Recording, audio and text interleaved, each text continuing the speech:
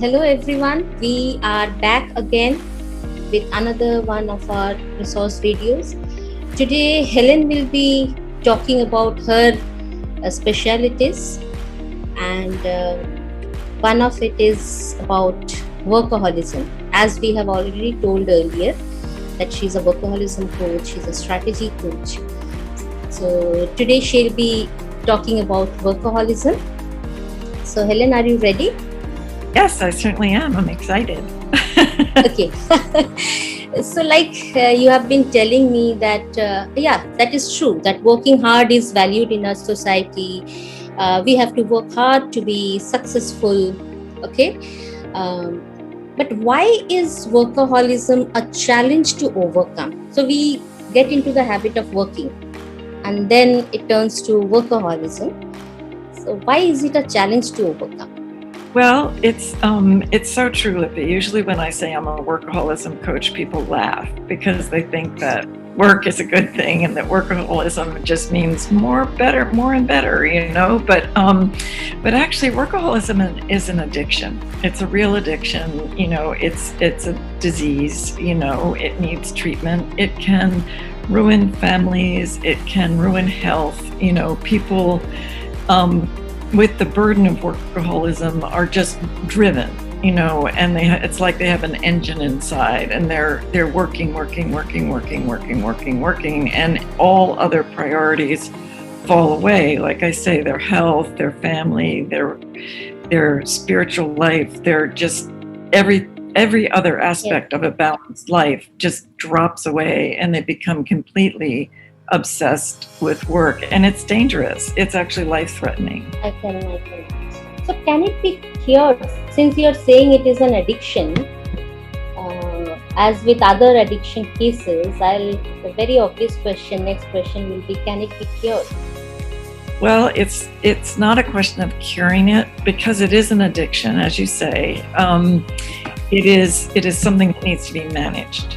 So it's a little bit different. It's different from, say, an alcohol addiction, where you can learn to avoid the substance and you can have supports and coaching and help, to just stop drinking. That's what people normally think of, and that's a substance addiction. Workaholism is actually called a process addiction. And the reason why it's called that is because it's an activity that you still need to engage in. So, for instance, eating disorders like bulimia or anorexia, those are process addictions because you still need to eat. So when you are cured from those things, as with workaholism, you learn to manage what is a chronic condition, and that often takes a number of tools and techniques and support to learn how to do that. Great. So how do you coach such a person, or if I may say, treat someone with this addiction of workaholism? Well, I actually have personal experience with this. I was in a residential treatment center for 2.5 months for workaholism.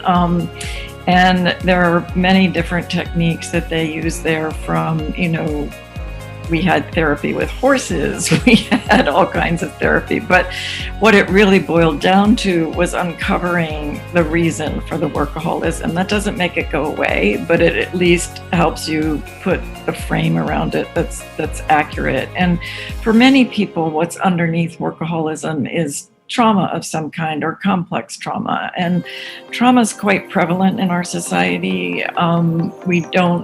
People don't tend to think of, I've had a traumatic experience, but traumatic experiences don't have to be just something dramatic, like in war or having your house burned down or something like that. It can be an accumulation of, what used to be called small t traumas, that accrue to something that is just, you are someone who essentially is struggling with PTSD.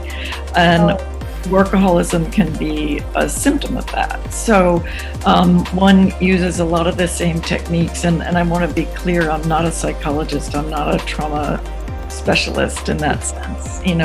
I'm someone who can work with a psychologist. I don't have to work with a psychologist. I can work alone, but as well. But what I'm doing is really teaching you how to manage the present, not really going back and unearthing the causes and trying to cure that, but just really giving you the tools and the techniques so that you can manage your own condition and make sure that you stay healthy and that you keep a balanced life and that you keep the work within appropriate boundaries. That was great, and I'm sure it is equally helpful for people who will be listening to this video, and I'm sure it's going to help a lot many people, as I'm sure this is becoming a very prevalent addiction of sorts. Yes. And now with COVID, working from home, the boundaries all blurred of work life and home life. So thank you so much, Helen. Well, thank you, Libby. Thank you all. My pleasure. Thank you all for listening in. We'll come back again with another very interesting topic.